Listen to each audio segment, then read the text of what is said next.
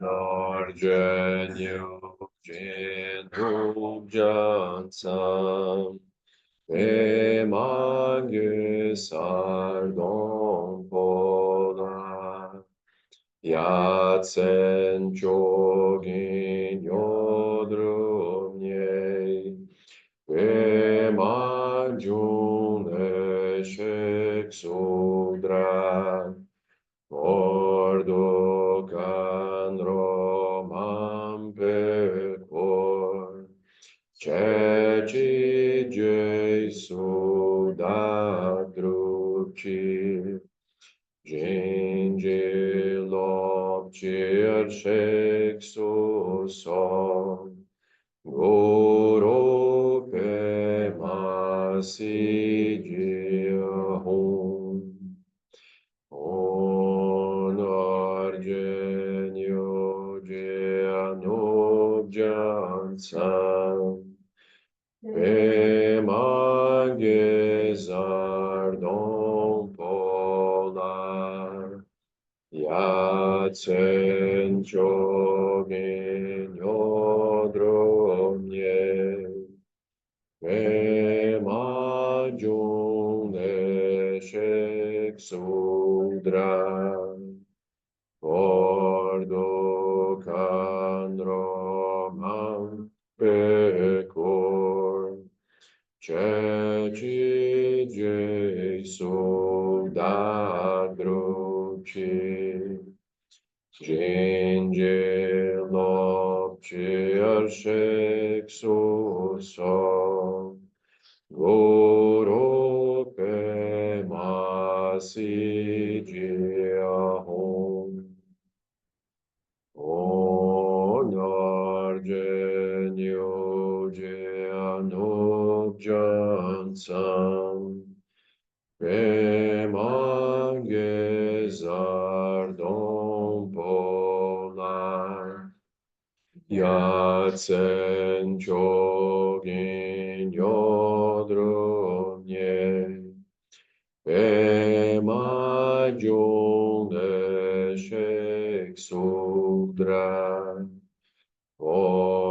Ordokan Romam Pekor Ceci Jesu Dadruci Jinji Lopci Arshek Suso Guru Pemasi Jihun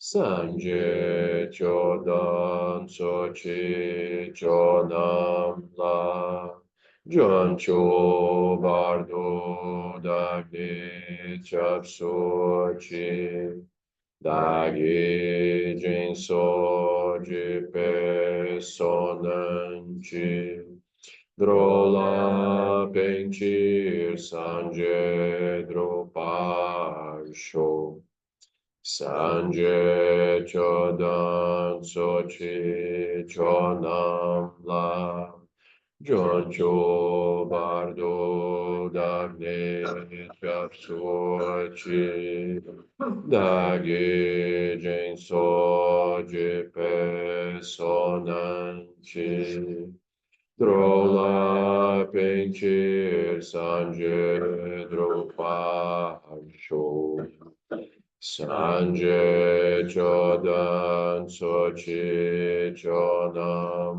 La Jancho Bardo Dagni Chapsochi Dagi Jinso Jipe Sonanchi Drola Penchir Sanje Druparsho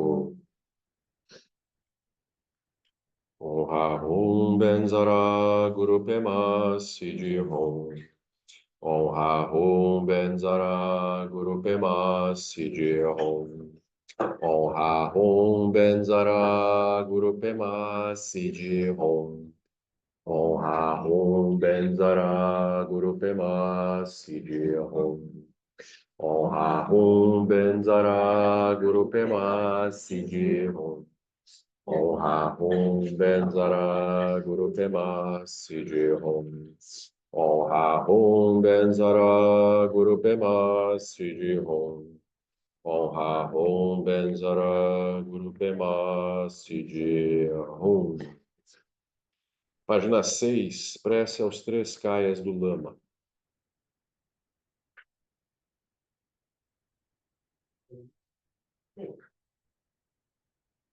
Essa é outra versão que você está, será? É. Emarro.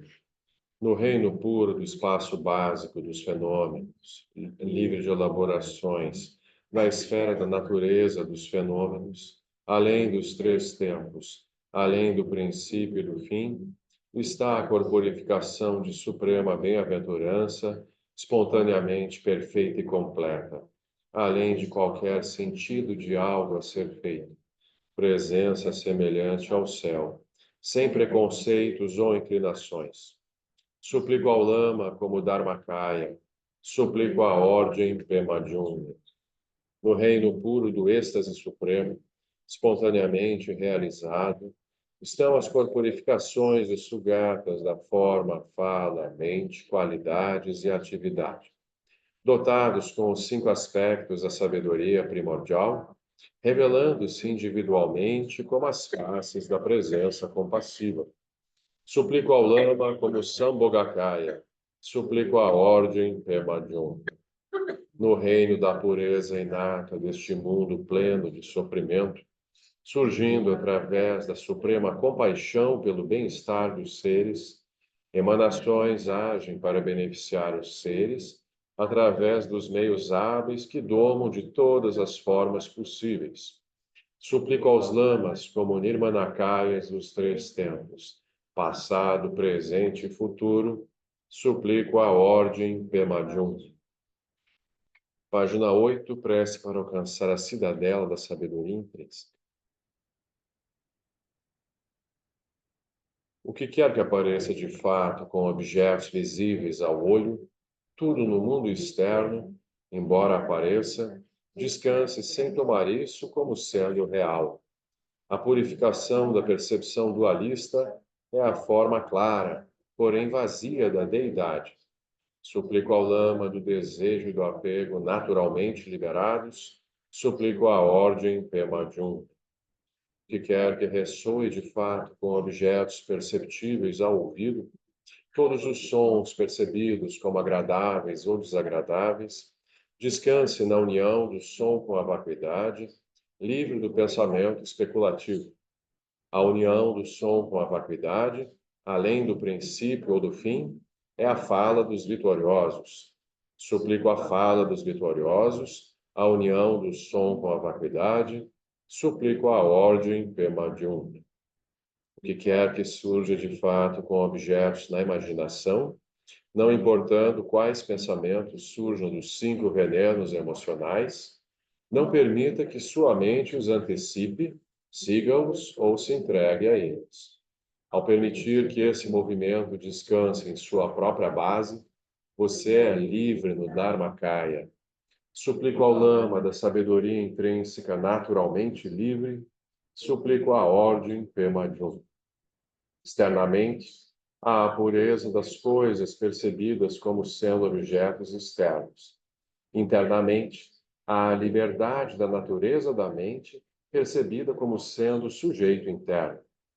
Entre estes, há o reconhecimento da verdadeira face da lucidez total. Através da compaixão dos Tathagatas dos três tempos, possa-me ser concedida a bênção que liberta meu fluxo mental. Boa noite, e queridos. Deixa eu liberar o áudio aqui. Pronto.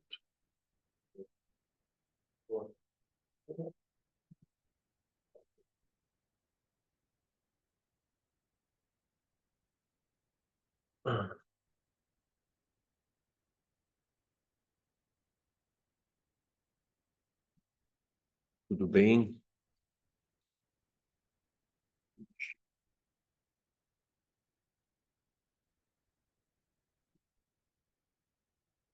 Alguém tem alguma pergunta, alguma questão?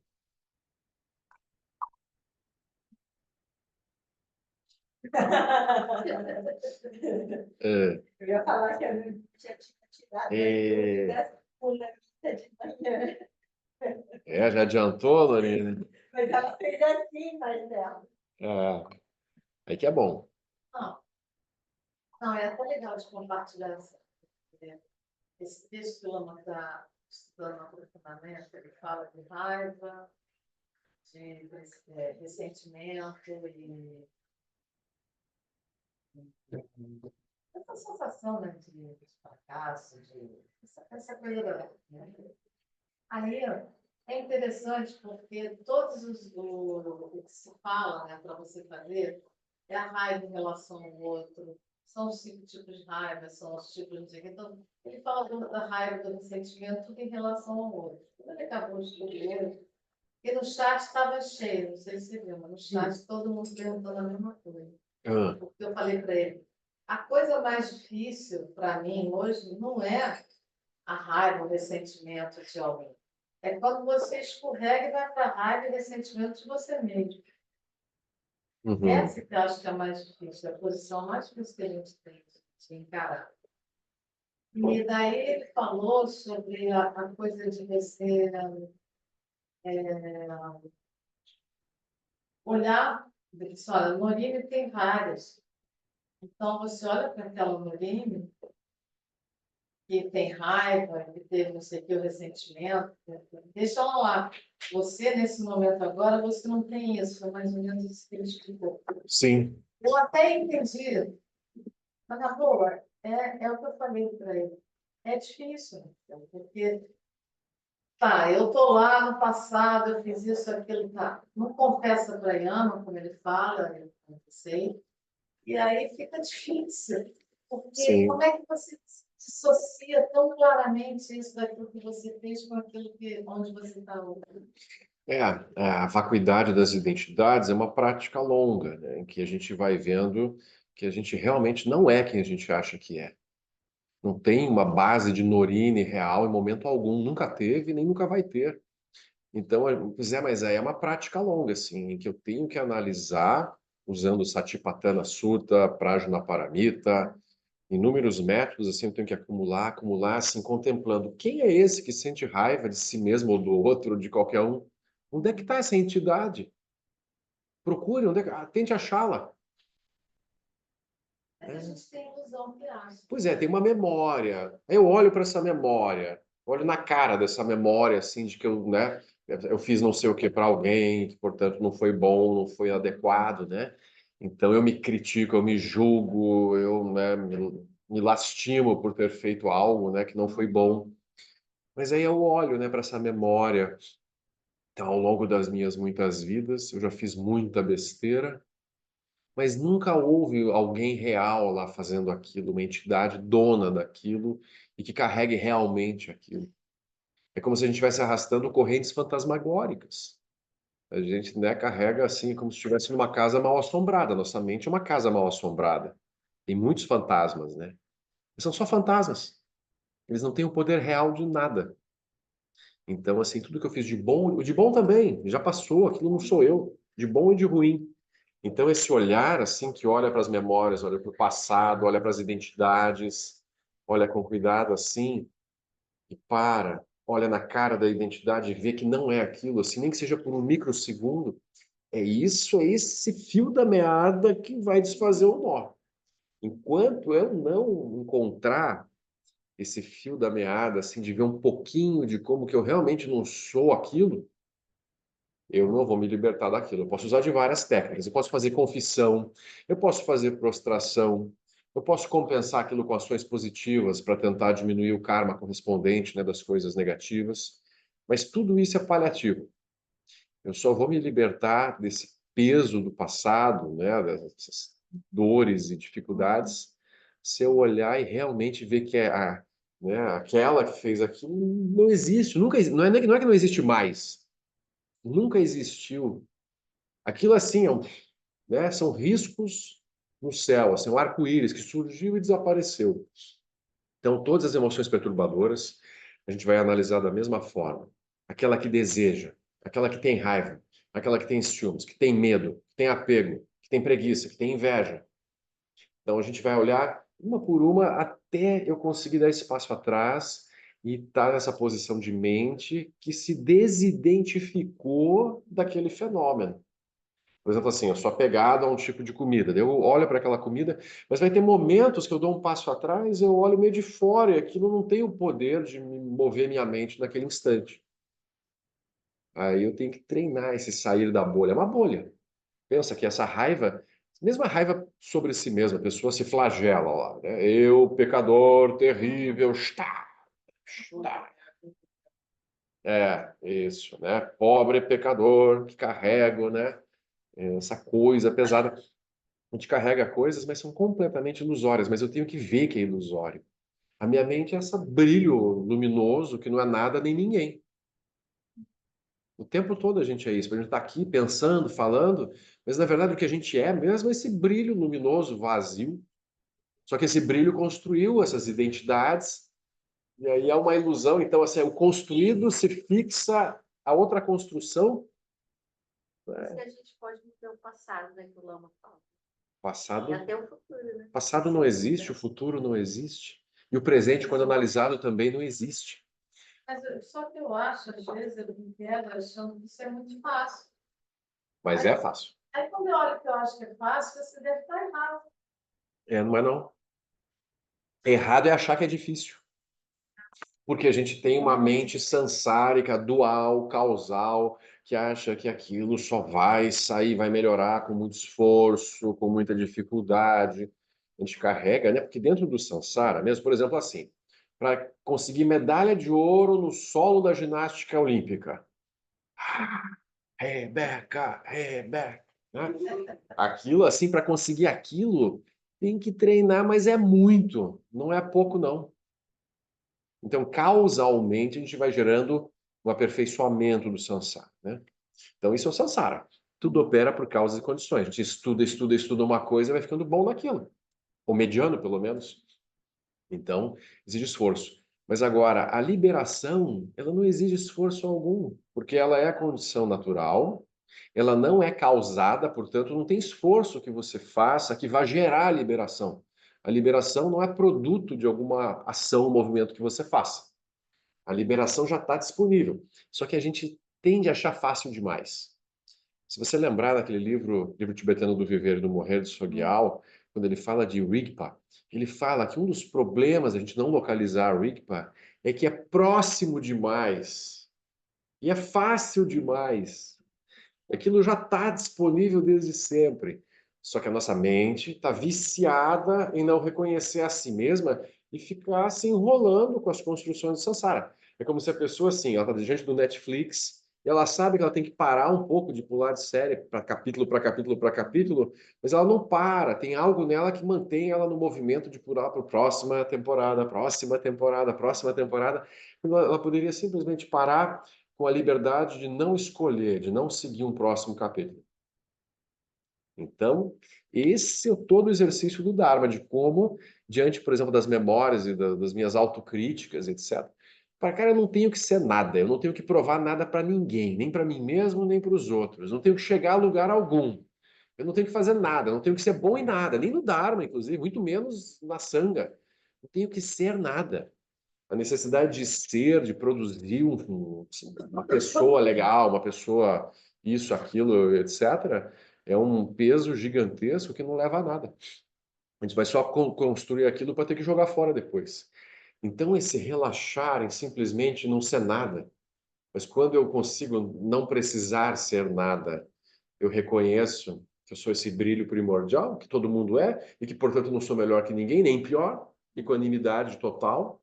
Não tem por que ter orgulho nem inveja de nada, porque se todo mundo é igual, todo mundo tem a mesma base. Então, isso é o exercício, né? Só que realmente não é fácil. Por quê? Porque tem um trem a 300 quilômetros por hora, que é esse impulso kármico, essa coisa que eu fico pulando de capítulo para capítulo. Então, a meditação é a técnica que fura esse processo, né? Por isso que tem que meditar. Porque você poderia fazer agora, assim. Quantos sutras os discípulos do Buda recebem o ensinamento e na hora eles dizem, ó, abençoado, agora eu vejo. Na hora, ele não está meditando. Porque a visão, assim, o insight, ele pode acontecer a qualquer momento. E os mestres estão o tempo todo tentando nos apontar e dar dicas para que a gente enxergue aquilo na hora, e não depois, quando fizer um retiro de 100 anos. Não precisa. É na hora. Mas a gente precisa meditar um pouco para pacificar a mente, né? Para reconhecer isso. Então não faz nada, porque é fácil. É fácil. Em essência, é fácil. Só que como a gente não está conseguindo fazer, então você poderia dizer, então não é fácil. Se fosse fácil, eu estava conseguindo facilmente. Então é fácil, mas tem muitos desvios, muitas pegadinhas assim diante do... Você não precisa ser inteligente demais, você não precisa ser poderosa demais, não precisa ser nada demais. Você tem que apenas repousar e por alguns instantes deixar de sustentar esse processo do ser que sentiu raiva. Simplesmente assim, ó, sol, relaxo. Eu não sou aquilo. Eu não sou também nem o oposto daquilo. Eu não sou nada. Eu sou assim, espaço primordial. Então, se a gente é muito simples. Só que, em geral, é isso. A gente está treinados assim para pensar de modo causal e seguir gerando novos pensamentos e novos pensamentos. E esse fluxo infinito de pensamentos é o que nos sustenta, né, no samsara, é o que mantém o samsara operando. Então, vejam que é relativamente fácil. Mas aí tem que treinar, né? Porque assim, pode ser que em algum momento, no meio do ensinamento lá, eu acesse a clareza daquilo, de modo experiencial e não teórico. Mas enquanto eu não acessei isso, eu preciso ir acumulando e treinando e saindo treinar, sair das bolhas. Né? Então, fazer os 8 pontos, ou fazer o Satipatthana, ou todas as técnicas que me ajudam a dar uma recuadinha assim diante daquilo que eu acho que sou. Essa sensação de ser alguma coisa, ou ter que ser alguém legal, de sucesso. Eu fico olhando os Jogos Olímpicos assim, é de chorar, né? A pressão sobre aqueles seres humanos, né? De ter alguns momentos, alguns instantes ali para fazer algo fantástico, maravilhoso e ser melhor que os outros. É destruidor, né? Aí, o cara, se ele for muito bom, ele vai treinar para as Olimpíadas. E aí chegou lá, a chance de ganhar é ela também. De levar uma medalha. Isso é muito ouro. Se ele for o melhor do país dele, ele tem a chance de competir com os melhores do mundo todo, E né? aí lá eu tenho a chance pequena, muito pequena de levar uma medalha, quer dizer. Muito pequeno. Assim, quase certo. Quase não é certo. Praticamente foi a situação. A gente viu, por exemplo, a Simone Biles lá em Tóquio, lá, tadinha, né? Teve um colapso. Imagina a pressão. Ó, você tem que tirar ouro, você é melhor do mundo, você tem que manter isso. Ou, sei lá, o Bolt, que ele estava correndo ainda, né? Esses seres, assim, muito fantásticos, eles têm uma pressão gigantesca sobre eles, né? Então, na visão budista, perda de tempo. Perda de tempo. Melhor ser medíocre. Não perder tempo com o samsara não tem nada a ser alcançado. Ah, mas não é bom fazer as coisas bem assim para o mundo, né? Não é bom ser um bom médico, um bom professor, um bom isso, um bom aquilo. É bom, desde que eu não leve aquilo muito a sério. Quando eu levo muito a sério minha carreira, minha profissão, aquilo que eu estou fazendo, estou lá, né, enrolado no samsara de novo. Então, de mesma forma, é isso, assim, todas as minhas falhas, por raiva, por desejo, por ignorância, eu olho para aquilo e nem por um lado eu digo assim, tudo tanto faz, negando o karma, por exemplo, né? Eu não preciso, né, mudar nada porque tudo já é vazio. Tem esse tipo de discurso também. Mas é um discurso completamente errôneo, né? A pessoa dizer assim, tudo já é vazio mesmo, então não importa o que eu faça, tudo está naturalmente perfeito. Isso é uma incompreensão da verdade relativa. É a pessoa olhar só para a verdade absoluta e negar a verdade relativa.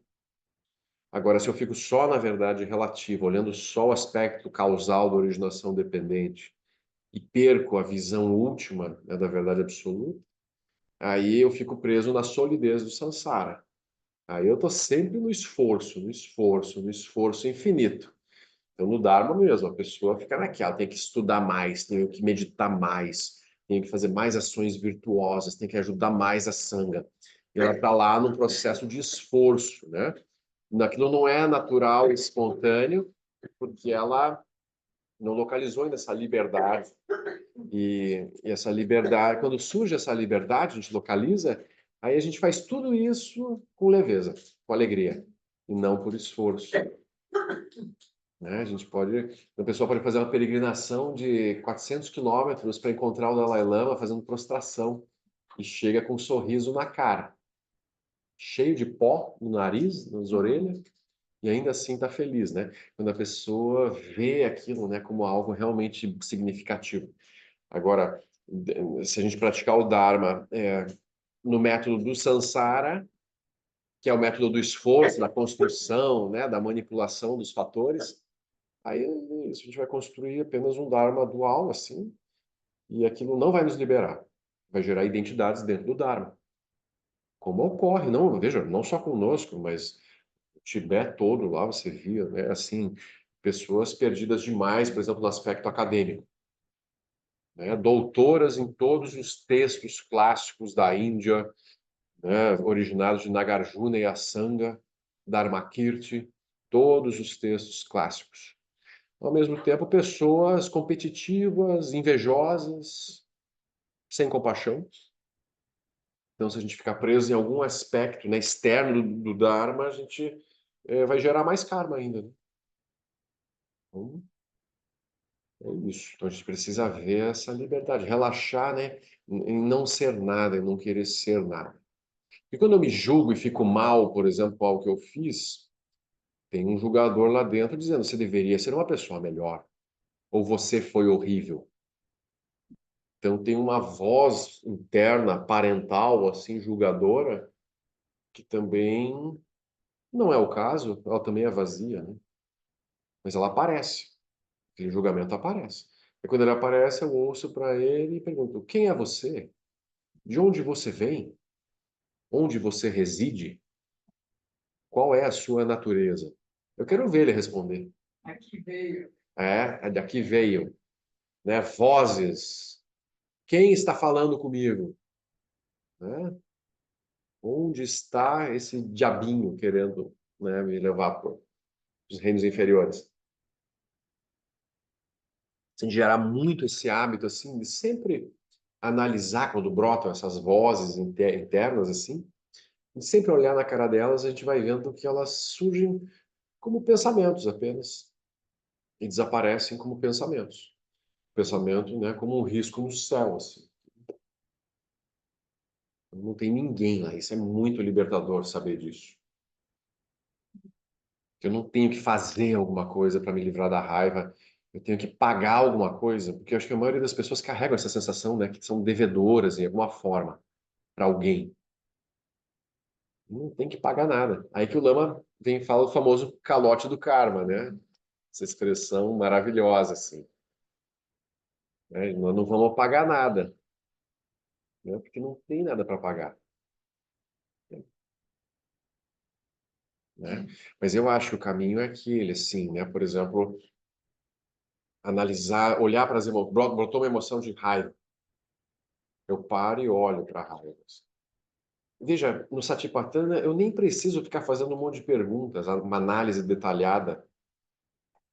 Lembram, né? Aquilo é só assim. Observe a sensação agradável. Observe a sensação desagradável. Desapaixonadamente. Apenas observe a raiva. Não precisa fazer nada com a raiva. Eu apenas olho para ela assim, com um olhar não julgador, livre assim, e olho através da raiva. A raiva é transparente. Essa é uma expressão também interessante. Tem um livro bacana assim, de um autor americano, Lex Rickson, que ele escreveu sobre a Prajna Paramita. E aí ele falou muito isso assim, sobre a transparência dos fenômenos. Ao invés de vacuidade, ele preferiu usar muito o termo transparência. Tudo quando olhado direito é transparente, assim, é translúcido. coisas não são sólidas. Então a raiva também não existe de modo real lá dentro. Muito bom, né? Isso é muito bacana, porque daí a gente vê assim, cara, eu já estou perdoado, todo mundo já está naturalmente perdoado. Aí eu critico menos os outros, assim, eu consigo nem julgar e perdoar mais facilmente os outros pelo que eles fazem ou não fazem, e eu também me perdoo mais facilmente, né? Me solto assim. Hã? Você acabou de acabar com o dia do Ah, o dia do perdão. É mesmo. Celinha lembrou que o Yom Kippur daí tá danado, né? O dia do perdão. Não precisa, porque aquilo é naturalmente perdoado. Então, essa expressão da grande perfeição, do Dzogchen, autoliberação dos fenômenos, isso tem que guardar no coração, assim. Os fenômenos são autoliberados. Eu não preciso fazer nada para liberá-los, porque eles já são naturalmente livres, internos e externos. Pensamentos, emoções, aflições são naturalmente liberados e pessoas, coisas, objetos, universos, mundos, tudo é naturalmente autoliberado. Então, isso significa que o yogi, né, da grande perfeição, ele apenas repousa contemplando todos os fenômenos e vendo a natural liberdade dos fenômenos, sem julgar nada, sem se apegar a nada, sem gerar aversão a nada. Ele sorri assim diante da manifestação luminosa da mente. Então, para ele, aquilo é um deleite, aquilo é tudo que brota é ornamento da natureza da mente. Coisas que são consideradas boas, coisas que são, por exemplo, assim, a explosão de um vulcão que vai matar todo mundo, vai derreter todo mundo. Ele olha para aquilo, mas ele vê assim, não aterroriza o yogi. Um tsunami, uma bomba caindo, uma doença, peste negra. Ele olha para aquilo tudo assim e vê assim, a magia do surgimento das coisas e não fica mais diferenciando agradável, desagradável, gosto, não gosto, certo e errado, bom e ruim. Porque a mente livre não se abala com nada. Ela não nasce, não morre. Os corpos são manifestados, né, a partir dessa liberdade, mas os corpos são todos vazios e temporários, né? Então não tem pavor nenhum em perder aquele corpo. Então isso é a realização da vacuidade, né? O primeiro boom. No primeiro boom, os bodhisattvas perdem completamente o medo de morrer. Posso falar um pouquinho? Claro. O meu genro, né, como ele trabalha com muito com esse negócio de sustentabilidade, porque eu levei um pânico Ah, com o fim do planeta. pegar o pânico, né? Sim. Parece que tem que descontar. Um dia a gente andando na rua, lá na ele perguntou, se te dissesse, amanhã vai acabar, o planeta acabou. Aí eu espontaneamente falei, na hora eu vou sentar e ficar quieta. Ficar em silêncio, que eu vou fazer o quê? Né? Ficou no meio da rua. Como assim? Eu vou ficar quieta. Sim. Mas você não vai querer fugir? Vai fugir para onde? Para a Lua? Para Marte? Mas, Vou ligar para o Elon Musk. Elon Musk, me leva junto. Sim. mas sei lá, o Abirate. Também? Porque ele acha que o Abirate é o recurso que vou morrer mais tarde. Ah, Mas, sim. É aí verdade. você, aí eu sei que a gente ia para o Abirate, né? Aí eu te dou uma carona, Marco. Então tá bom. A gente vai para lá. já tem até uma carona no final do. Não, eu concordei. Sim. Mas dá dó, sabe? Os Sim. jovens. Sim. Veja, tudo que a gente leva muito a sério, todo ativismo, ele é muito sofrido. Qualquer tipo de ativismo, seja o ativismo ambiental, o ativismo pelos povos originários, o ativismo pelo feminismo, o ativismo pela fome no Sudão do Sul, seja o que for, sempre a pessoa vai sofrer muito, porque ela está ajudando, ela está fazendo uma coisa boa, benéfica, mas ela dá solidez para aquilo. Ou seja, ela está olhando para a coisa e ela vê a coisa como uma batalha de vida ou morte. Ele não entendeu que Uma a jornada que vai A ser roda da evoluindo. vida é um grande moedor de carne, as coisas surgem e desaparecem. E é óbvio que o planeta Terra vai desaparecer, a raça humana vai desaparecer, os animais vão desaparecer. Quando que isso vai acontecer, a gente não sabe direito. Pode demorar um pouquinho mais, um pouquinho menos. Os dinossauros ficaram milhões de anos, e ficaram milhões de anos no planeta Terra, e exatamente foram extintos sem exceção, né? Há 65 milhões de anos atrás. Né? Você veja, não tinha hominídeos. Os seres humanos começaram a se desenvolver há 1 ou 2 milhões de anos atrás, começaram a surgir, né? Você está se estudando ainda. Então, quer dizer, é óbvio que a raça humana vai desaparecer aqui no planeta Terra. Então, a gente está assim é como se fosse assim, um filme muito longo e a gente está vivendo 10 segundos daquele filme. Então, assim, isso é óbvio. Mas, do nosso autocentramento, a gente acha que o universo todo gira ao nosso redor, assim, né? Isso piorou depois que o Caetano nasceu. Piorou, aí ficou mais tenso. É. As pessoas, quando têm filhos, né? Sim. Quando têm filhos, as pessoas ficam mais preocupadas, né? O que que vai ficar para os meus filhos, né? Então, talvez fique, talvez não fique. Mas sempre foi assim uma dúvida, né? Mas quando ele nasceu, bom, no caso dele, acho que já tinha acabado a Guerra Fria, mas assim, a possibilidade a possibilidade de uma guerra nuclear sempre foi muito viva. Quando o Thiago nasceu, eu estava aquela história de final do mundo pela guerra. Eu sempre achava que acontecia alguma coisa. E não aconteceu, por exemplo, né? Sempre tive pânico. Mesmo É. morrer e não ter Aquilo ninguém para ainda não. amamentar. O ano 2000 era uma bobagem ainda. Mas vamos dizer assim, a crise dos mísseis em Cuba em 63. Acho que ninguém vivenciou isso, né? Ninguém teve idade aqui para, mas assim para ter, né, ficado já, né? Será muito novinha essa. É. 40 anos atrás tinha medo da guerra nuclear. Vamos pensar assim, teve momentos muito tensos, né? Mesmo nos anos 80, teve momentos assim, é interessante ver. Eu assisti um documentário sobre a bomba atômica, assim, né?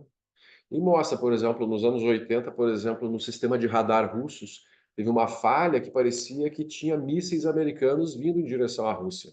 Então, quase que eles apertaram a ordem de retaliar total, guerra total. E era uma falha no sistema. Eram sombras. Está por um trecho. Exatamente. Teve vários momentos. E agora, de novo, a gente está à beira de uma guerra. Por exemplo, no Oriente Médio. O Irã está prometendo uma retaliação violenta contra Israel. Aí os Estados Unidos já mandaram sua frota lá para, né, para defender. Aí, assim, se a Rússia e a China disserem para os americanos, ó, se vocês levantarem o jogo, a gente vai levantar também. E aí, em que ponto que a gente está de novo? Né? A mesma coisa lá. Então, o Oriente Médio e a Europa, a guerra da Ucrânia e a guerra ali, né? Em Gaza, Israel, aquilo é um desastre, gente. A gente está à beira de um desastre, assim. E aí, de repente, é isso, um inverno nuclear, morre todo mundo. Vocês lembram daquele filme Day After? Foi bem nessa época, por isso que eu nem dormia às vezes à noite. Esse filme, não é verdade, esse filme abalou, assim, é incrível, mas esse filme ajudou vamos dizer assim, os processos de diminuição, né, dos mísseis atômicos americanos e soviéticos, né, naquela época. O filme gerou um impacto público tão grande que obrigou os americanos a avançarem, né, nos processos é, de redução, né, dos mísseis. Eles começaram com os intercontinentais, não sei se vocês lembram assim, né? Que agora eles romperam. O Trump rompeu, o Putin rompeu. Eles começaram a produzir de novo os mísseis que tinham sido quase extintos, né, nessa época. A burrice humana, como Einstein falou, né? Então tem duas coisas assim que eu não sei se são finitas ou infinitas, né? Uma é o universo, eu não sei se é infinito, e a burrice humana é infinita. É mais infinito do que o universo. Pois é, fica essa interrogação. Será que o universo tem fim? Será que a burrice humana tem fim? Então é uma loucura, mas é o que é. E a gente está nisso, a gente está aqui numa boa, aqui sentados numa sala, conversando, cada um em casa, sossegado, uns comendo, né? Outros deitados, que nem abrem o vídeo, que eu sei, não adianta querer me enganar, não. Todo mundo achando que o mundo vai durar um tempão. E nesse momento agora pode ser que os iranianos estejam mandando mísseis para Israel e a coisa está começando. A gente nem sabe. Na verdade, se pode disseram que não vamos poder viver no Brasil daqui a 50 anos, nem nós portugueses. Falaram que a gente vai torrar, mas o carioca já está acostumado, então o carioca vai sobreviver a 50 graus. Ah, 50 graus. Vai viver em Santa Cruz lá, 50 graus não é nada. Está acostumado já com 50 graus. A cerveja. Né? Cervejinha, ar-condicionado no último, né? Gato, né? Como é que é o nome? Da Light, né? Faz um gato para não pagar a conta. E assim é, né? Porque outro dia um negócio que eu fiquei impressionado. E a política de defesa dos Estados Unidos, primeiro que eles têm, tipo, minutos para decidir, né? Você pode ter um míssil a caminho, toca o telefone lá do presidente, futuramente o Trump. Você imagina que espetáculo. Não, Kamala. Não, Mas a Kamala ia apertar o botão, mas ela ia apertar o botão do mesmo jeito. aí 3 minutos para decidir, 2 minutos para decidir. Sim. E aí, se ele falar que aperta o botão, eles mandam 10 ou 100 vezes mais do que está vindo. Sim. Porque a ideia é eles terem tempo de se reorganizar para o ataque, que é uma guerra nuclear. Então, uma guerra nuclear vai desestabilizar toda a infraestrutura americana. Então, para que eles tenham tempo de se reerguer, se está vindo um, eles mandam 10 ou 100. Não, uma guerra total. Então, assim... É fim mesmo. Mas ninguém vai mandar um míssil só. Não tem dom, né? Não, é impossível. Não, contra a míssil nuclear não tem. Então, a guerra nuclear, por isso que nunca aconteceu. Porque ela não é uma guerra de mandar um míssil nuclear. Se alguém realmente resolver disparar, vai tentar aniquilar o adversário de saída. Então, vai mandar todo o seu arsenal de cara e o outro vai tentar responder na mesma medida. Então, a grande probabilidade é que os dois se destruam imediatamente. Planeta todo. E aí, claro, né, a nuvem radioativa vai para o planeta todo e não vai sobrar nada. Então, é assim, né, que os cientistas dizem, né, porque o potencial nuclear que ambos os países têm, né, a Rússia e os Estados Unidos, daria para destruir a Terra várias vezes. Só é Abirate. Abirate não. No Abirate a gente vai subir no radier da casa origem, né, no piso da casa origem, e a gente vai flutuar no mar de lava, assim, né, navegando. A gente brinca isso, né? O radier lá nem... No Vitória, faz um bunker ali, a gente fecha ali, fica aquele negócio fechadinho ali, ó. Né? Nós vamos criar o nosso domo de Guru Rinpoche. Guru Rinpoche só dando raquetada, assim, levando os mísseis embora. Então a gente brinca, mas é um pouco isso, assim. Ninguém sabe o que vai acontecer, então a pessoa achar que em algum momento da história da humanidade houve segurança, houve tranquilidade, é uma ingenuidade. Se um meteoro caiu no planeta Terra e extinguiu os dinossauros, qualquer momento um meteoro pode se chocar, ou pode ter uma guerra nuclear, uma catástrofe climática. Não tem segurança, uma pandemia, uma peste negra. A peste negra dizimou mais da metade da população da Europa.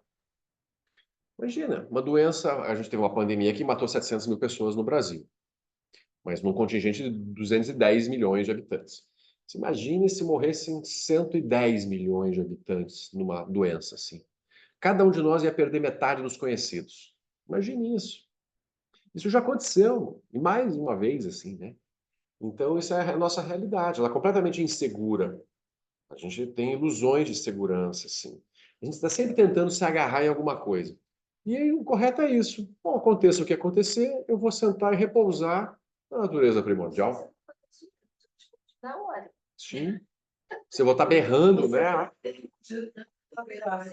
Não, nem eu posso ir em qualquer lugar. Como é que eu vou chegar no virado? De repente, eu não tô Tem lá. que morar lá, já falei, né? Vocês ficam se enrolando.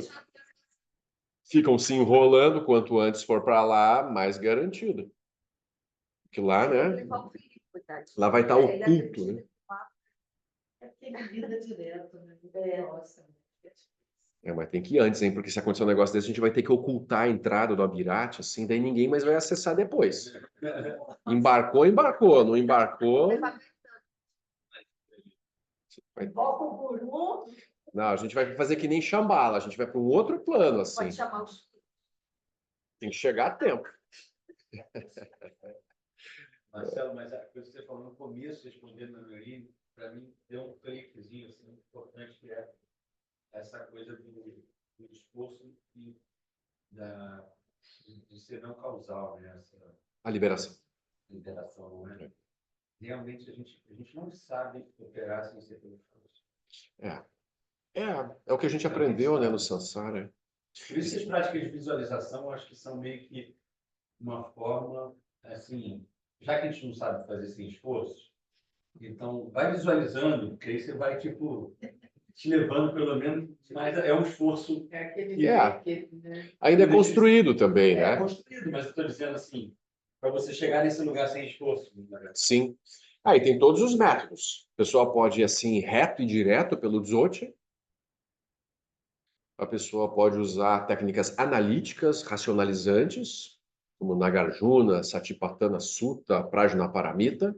Ela analisa os fenômenos e repousa. Ela pode usar técnicas Vajrayana do estágio da geração, como as deidades e mandalas e terras puras. Cria, destrói, né? Treina, né, essa vacuidade. Ela pode usar o Vajrayana no estágio da completitude, em que ela vai fazer yogas de ventos e canais, vai fazer respirações e contrações e várias posturas, e vai derreter a dualidade através, né, das energias e não da racionalidade. Então tem muitos métodos, tem inúmeros métodos para alcançar essa liberdade, né? Então aí cada um vai ter uma familiaridade maior com um método ou outro.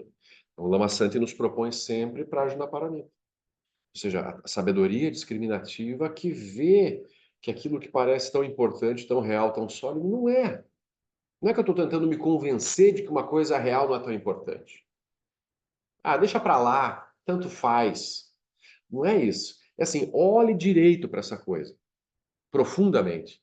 Ela é real, ela realmente tem o poder de te fazer você sofrer e se sentir mal como você está sofrendo. Então, esse é o ponto. A gente deveria praticar até o ponto em que eu enxergo isso. Não é que eu estou tentando me convencer de uma forma, né, assim, uma lavagem cerebral, por exemplo. Não. Aquilo a gente chega numa clareza de que aquilo é assim mesmo. Tem que ver. Aí vem uma tranquilidade, uma serenidade. É como o Buda no Sutra do Diamante. Eu pratiquei a paciência quando o príncipe de Kalinga veio e me recortou em pedaços. Então, o príncipe viu o Buda dando ensinamento para as consortes dele, ficou com ciúmes e veio com uma espada e cortou pedaço por pedaço do Buda para ver se ele tinha paciência mesmo. E aí o Buda fala: em momento algum, enquanto ele cortava pedaços do meu corpo, eu tive qualquer tipo de pensamento relativo a eu mesmo, um outro, uma alma universal. Ele nunca construiu qualquer tipo de pensamento dual em que eu estou sendo recortado pelo príncipe de Kala. Quando não tem ninguém para ser o dono da experiência, não tem sofrimento. Então, isso que é a vacuidade do eu. As experiências acontecem, mas lá dentro da mente não tem alguém se apropriando, se sentindo dono das experiências. Isso é fantástico, não é? Esse é o ponto do Dharma, né? Não tem ninguém agora, assim, quem que está experimentando esse estudar o budismo, por exemplo, agora? Ah, sou eu, mas eu quem? Quem é esse eu que é aquele que está estudando aqui agora? Eu paro, investigo, procuro por esse eu que eu acho que sou eu mesmo. Aí fica uma abertura, assim, um silêncio. Eu repouso nesse silêncio.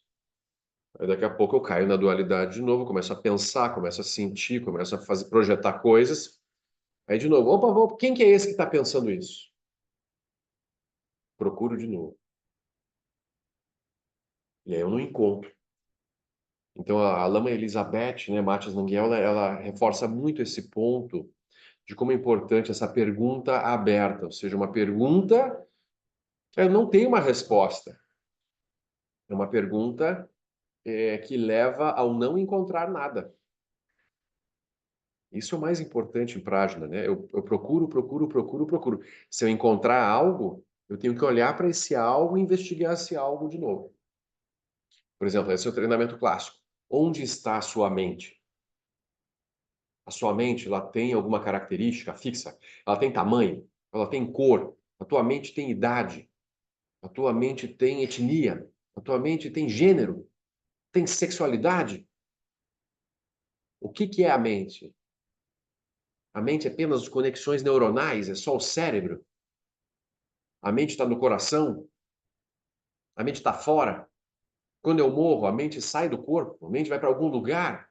Então eu olho para isso tudo, pergunto e paro em silêncio, sem resposta. Isso é Vipassana. Pergunto,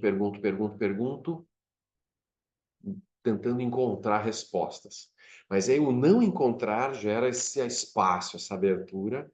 Eu repouso, sereno, tranquilo, pleno, né, nessa abertura. Isso que é a prática. É a prática de não encontrar. Ou então desespera. Hã? Ou então desespera. E fica criando terras. É. Dentro do samsara eu fico criando coisas, é isso aí. Se eu achar que eu encontro alguma coisa, aí eu vou cair em sofrimento por essa coisa naturalmente. Essa prática da abertura, né, da liberdade. Quando não há nada para atingir. Exatamente. Então esse é um longo treinamento, assim. Qual é o propósito da minha vida? Onde é que eu quero chegar? Eu tenho alguma coisa a atingir ainda? A pessoa diz, sim, eu quero ser um bodhisattva, eu quero alcançar a iluminação e beneficiar os seres. Mesmo nessa busca mais suprema, né, do caminho do bodhisattva, quem é esse que quer ser um bodhisattva e que atingiu a iluminação? Será que alguém entra no caminho do bodhisattva de verdade? Será que o Marcelo, a Norini, conseguem entrar no caminho do bodhisattva? É essa identidade que entra? E mesmo assim, se você pensar, quem que é a Norini? A Norini é quem? Aquele CPF? Motivação da identidade. Ah, Motivação de a moti- sua identidade. A bodhicitta, ela começa de uma forma mais grosseira, por uma identidade, e aí ela vai sendo purificada, a motivação, ela vai ficando mais clara, mais clara, mais clara, e a motivação mais ampla é a bodhicitta absoluta. Não é identidade. Identidade nenhuma. A identidade vai se dissolvendo, assim, no cultivo da bodhicitta, as identidades desaparecem. Começa com uma identidade de ser alguém bom, alguém que vai ajudar. De ajudar os. Exatamente. É identidade. É uma identidade no começo, mas é uma identidade que se autodissolve. Então é muito bonito de ver, assim, é muito... Nossa, é tirar toneladas das costas. Pensar que é assim, que eu não tenho nada para sustentar. Não tenho ninguém para agradar, gente. Nada a provar. Nem para o teu mestre você tem nada para provar. Os yogis sempre vão falar isso quando eles se aproximam da realização. Por muito tempo eu quis, né, agradar o meu mestre, que me deu tudo, que me ofereceu tudo. Agora, o mestre estando vivo ou não estando vivo, vivendo ou morrendo, tanto faz. Tanto faz, porque eu e ele somos um só mesmo. A mente dele é a mente que eu estou copiando. Então, como é que eu vou sentir saudade dele, dela, né, se eu estou acessando a mesma mente? Isso é maravilhoso. Ou seja, esse é o caminho da liberdade, né? Ainda assim, a gente precisa das práticas preliminares todas. A gente está falando aqui só de Vipassana, basicamente, né, de como liberar a mente das suas construções. Mas ainda assim eu preciso praticar chama, tá? Para tranquilizar o corpo, a energia e a mente, para encontrar um eixo melhor. Eu preciso fazer metabhavana para ir purificando minhas relações em todas as direções, comigo mesmo, com as pessoas ao redor, pessoas amadas, indiferentes e menos amadas ou odiadas, né? Eles têm que purificar as relações. A gente tem que contemplar também os itens da motivação, os 13 itens da motivação, o lama e a linhagem, a gratidão aos seres, né, que nos proporcionaram o Dharma. A gente vê a maravilha disso. Vida humana preciosa, impermanência, sofrimento, karma, refúgio. 6 primeiros itens lá da motivação. Contemplar isso ciclicamente, profundamente. Aí eu cultivo o nascimento sobre o lótus. Eu vejo o lodo, eu vejo as águas, eu vejo o talo do lótus surgindo do lodo. Eu vejo o nascimento da flor de lótus, o surgimento da flor. Aí eu nasço sobre a flor, eu sento sobre a flor de lótus como o Guru Rinpoche. Aí eu irradio as qualidades do nascimento sobre a flor de lótus. Eu reconheço o céu que está por trás disso tudo o tempo todo. Então, eu treino isso também detalhadamente, o nascimento sobre lótus. Ou seja, eu estou fazendo Guru Yoga com Padmasambhava. Nascido do lótus, é isso. É alguém que surge como um ser maravilhoso sobre o lótus para ajudar os seres que estão no lodo do samsara a se salvarem. Esse é o ideal do Bodhisattva. Então, os itens da motivação são importantes, necessários. A gente não deveria parar de contemplá-los, né? Pelo menos uma vez por semana eu deveria repassar tudo. No mínimo uma vez por semana. Então, a gente precisa juntar todos os elementos do caminho. E aquilo vai, o caminho fica completo, né? No nível relativo, no nível último. A gente vai avançando, avançando alegremente, sem sofrimento, né? A gente se alegra com tudo, com os textos novos. A gente se alegra, né, com os retiros, com os encontros, com as oportunidades que o dia a dia me oferece de praticar. Se eu não tiver desafio, se eu não tiver problemas para lidar, como é que eu vou praticar o Dharma? Não é? Pense se o mundo fosse alegre, divertido e tudo acontecesse do jeito que eu quero. Como é que eu vou praticar o Dharma? Então é isso. Então, por isso que o reino humano é bom, porque não tem como fugir. Tem doença, tem dor, tem mortes, tem perdas, tem frustrações variadas, tem abandonos, tem rejeições, tem traições. Isso é o reino humano. Então, oportunidades constantes para praticar o Dharma. Que bom. Se a gente não tivesse como treinar, assim, como é que a gente ia se libertar? No reino dos deuses é mais difícil. Muito mais difícil porque as condições são muito favoráveis. Então, veja, por isso que o nascimento humano é considerado, né, auspicioso. A gente nunca esquecer isso. Às vezes a gente vai ficando meio para trás, isso é um ensinamento preliminar, já vi isso. A gente não lembra de como isso é importante, né, manter isso em mente. Muito importante. Então, retoma a motivação, retoma o chama tempura, equilibra os 5 elementos, 6 elementos. Faço o chama tapura, faço o metabhavana, faço prajna.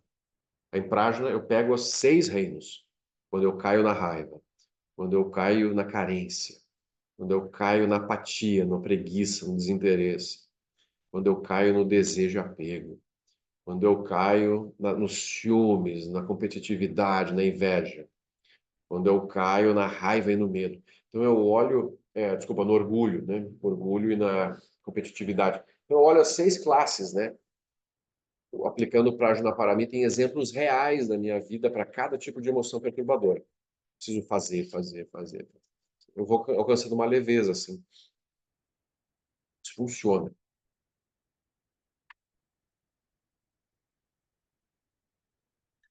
Então a gente precisa aumentar, talvez, assim, cada um as suas práticas individuais, né? Assim, os seus roteiros pessoais. Tentar praticar mais, para andar mais rápido. Os grupos são ótimos, né? Mantém a sanga, a energia circulando, mas eu volto para casa, eu tenho que praticar aquilo que eu estudei, né? Aquilo que eu entendi. Senão aquilo esvoaça de novo. Aquilo que não é praticado, a gente perde, assim, né? Vai esvoaçando. Como o Gyatro Rinpoche fala no texto Iluminação da Sabedoria Primordial. A compreensão teórica é como um remendo colocado sobre um buraco. Uma hora ele cai. Já a meditação traz uma realização genuína daquilo. Então, a meditação é uma etapa essencial. Né? Apenas a compreensão, o estudo e a acumulação de ações virtuosas não são suficientes para a liberação. Muito bom. Então, hoje não lemos nenhum parágrafo do texto. Enrolamos o professor. Né? A Márcia vai ficar brava, porque eu fiz ela revisar um pedaço do texto lá, né? E ficou tão brava que nem veio no estudo, viu? Tá revoltada. Ai, ai. Mas foi isso, gente. Então hoje ficamos por aqui. 5 de agosto, dia 16, Lama Santa em Itanobirate. Quem não fez sua inscrição ainda que faça, né? Tá chegando. Vai que o mundo acaba enquanto a gente está lá com o Lama. Vantagem, hein? A gente lá com, né, o Lama, o mundo dissolvendo e a gente lá no templo. Om Gate Gate De repente a gente vê só aquela chuva de mísseis ao redor, assim, de Paragate, e aquele calorão vindo assim, todo mundo dissolvido em A gente microsegundos. corpo de arco-íris. Corpo de arco-íris. Vai ser tanta Hã? Como é que é? Vai ter uns sonhos bons hoje. Né? Foi só sonho bom, bacana, né? Assim. Você me lembrou quando eu comecei aqui com o Marcelo. Segunda-feira era o dia que eu não dormia. Aquele Nem vem. morte. Nem vem. Quando você começou, você não dormia nunca direito, que eu lembro. Morte. Eu ia para casa, hoje não vai rolar. Né? Hoje eu já durmo, já acho Você que viu? Olha aí. já é evolução. Se você tivesse seguido evitando o assunto da morte, como é que você ia lidar com os medos? Tem que encarar. É os 4 pensamentos que transformam a mente, né? Não tem como evitar. É duro, desagradável, mas necessário, né? Como o Lama diz assim, a gente não vai falar isso para as crianças. Mas os adultos já deveriam ter entendido isso, né? Assim, né? Ainda mais nós que já somos bem adultos, assim. Né? Então é isso. Nunca fazer de conta que o Dharma não está aqui. Sexta, quase não cheguei no Almirante. Quase não chegou. Quase morri 3 vezes. 3 vezes. Gastou 3 das suas 7 vidas. Pô, ainda tem Pode contar agora? Não vai? Pode contar, pode. Estava no caminhão, na boleia do caminhão, que eu resolvi ir do frete dentro do caminhão. Não sabia Ah, que era sim. isso. Foi com a mudança. Fui com as coisinhas para levar. Aí, quando desci, o pessoal corre muito na descida de Araras para chegar em Itaipá. Mas eu estava tranquila, não estava com medo de nada, o cara não estava correndo, estava confiando 100%. Saí da roda barra, a chuva, o Tirã estava acabando nesse dia. Mas não estava chovendo lá na serra. Na hora que a gente estava passando. Certo. Sabe aquele sabão? Uhum. Aí numa daquelas chuvas assim, na descida, ele não estava correndo. O caminhão fez assim, Escorregou. sabão, Uhum. deu um cavalo de pau. O caminhão deu um cavalo de pau, né? Girou. Coisa falou, mas eu vi, porque eu fiquei assim. 360. Eu fiquei assim. Não, mas ele girou completo?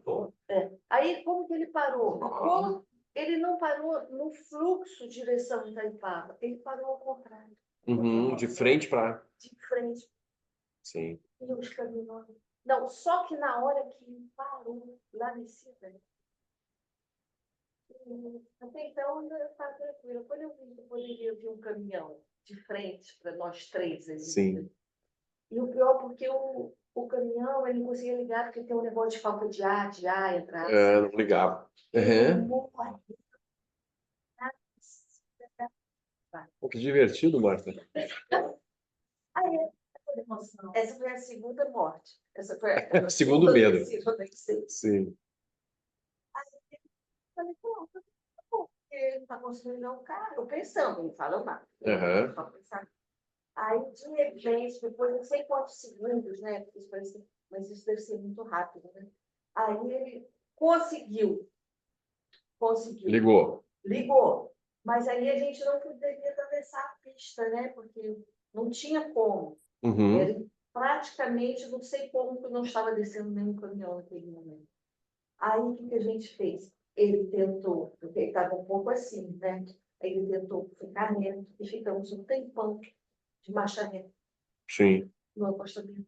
Para tentar encontrar um lugar que desse para virar. Milhões de carros, caminhões altos, eu nem Todo sabia. mundo estranhando, né? Eu falei, já de baixa nós somos loucos. E um dos motoristas do caminhoneiro resolveu descer na frente para fazer assim, os caminhões, para avisar que tinha um caminhão. Depois era vermelho também. Sim. Não era de baú, não, ele era solto atrás. Uhum. Ele chegou tudo morar com o sabe?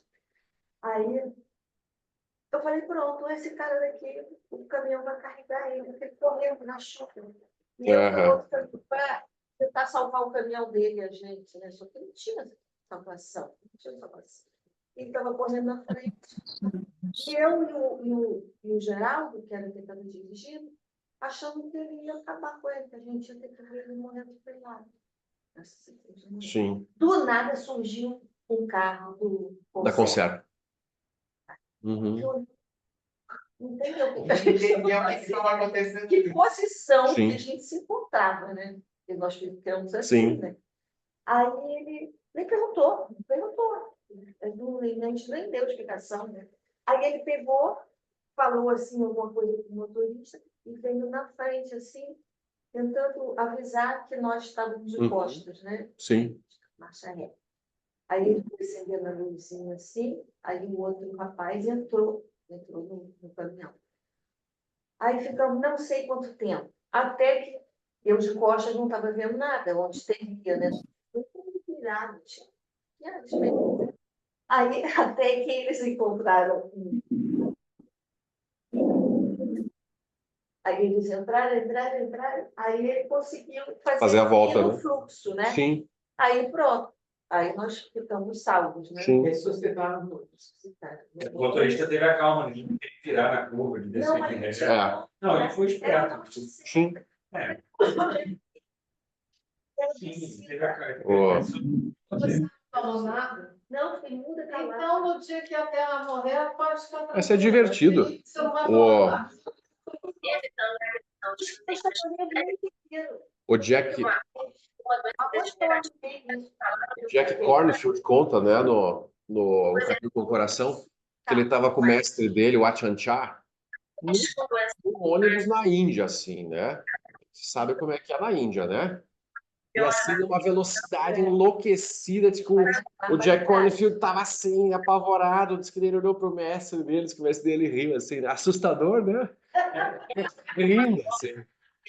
Então aí a gente vê a diferença em quem não tem medo de morrer mais, quem ainda tem medo de morrer. Eu acho que eu estava com medo, mas eu fiquei Sim. Sim. Aí o cara, o caminhoneiro, falou assim, nossa, mas depois que passou, você ficou muito tranquila, você não gritou para mim, para poder, mas Estava paralisado com ele.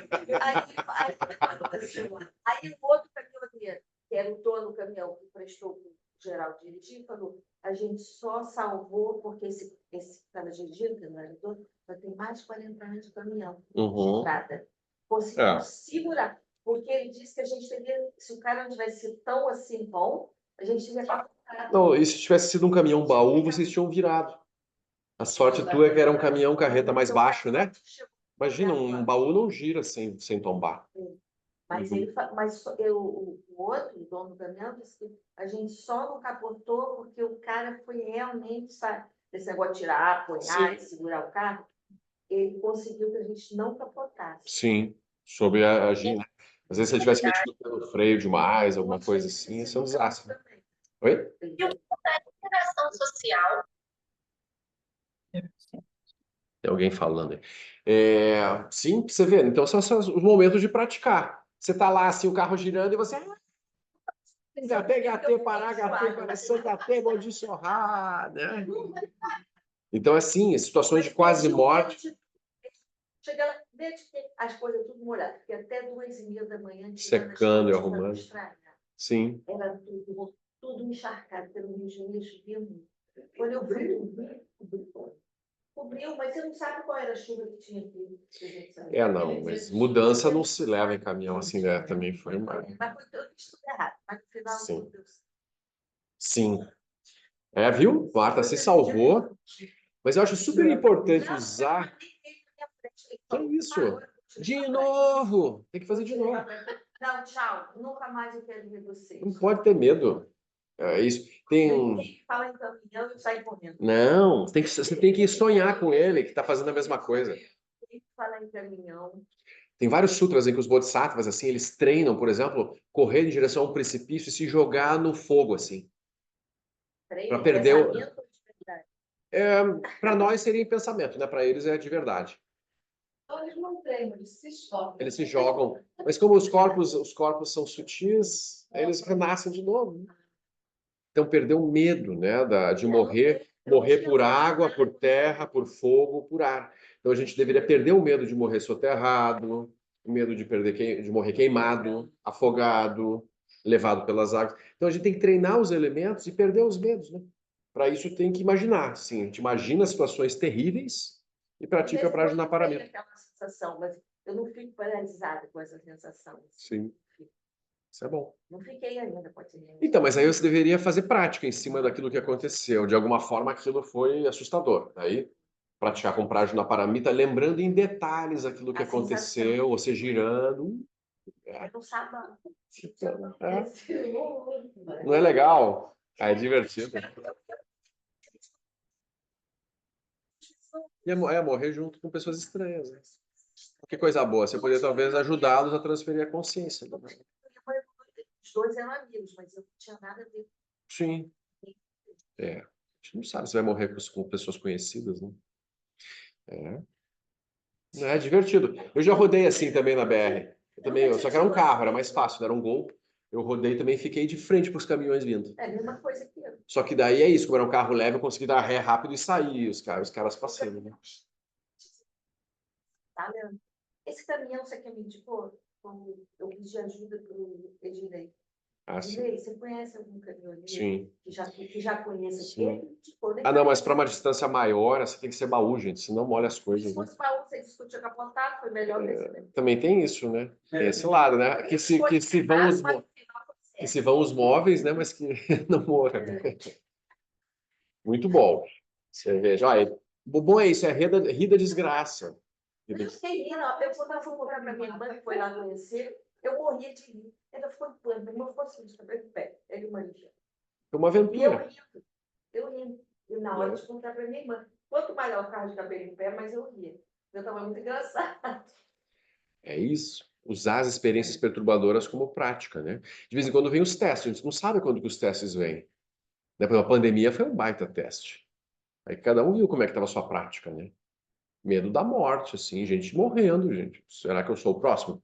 Quem será a próxima vítima? A pandemia foi um pouco isso. E a gente teve que lidar. Então, o tempo todo tem oportunidades, assim. E as pessoas queridas, né? É isso mesmo. É terrível. Mas, seguimos. Que os méritos deste encontro se expandam e toquem a todos. Que o Mestre Universal da Paz e da Compaixão, Sua Santidade Dalai Lama, juntamente com todos os mestres de todas as tradições que veiculam esta mensagem, tenham longa vida. Que todos estejam a salvo de gerar pensamentos negativos, o obstáculo mais destrutivo. Que estes pensamentos nunca surjam em nossa mente. E que todos os seres também estejam livres de pensamentos negativos. Ken lo choston ring lo che zam ling sa sun cha par drojo chok sun nang wadan medrau do sung ele show. Boa noite. Tchau, pessoal. Até semana que vem. Olha, É. Eu tô falando assim. Tchau, tchau.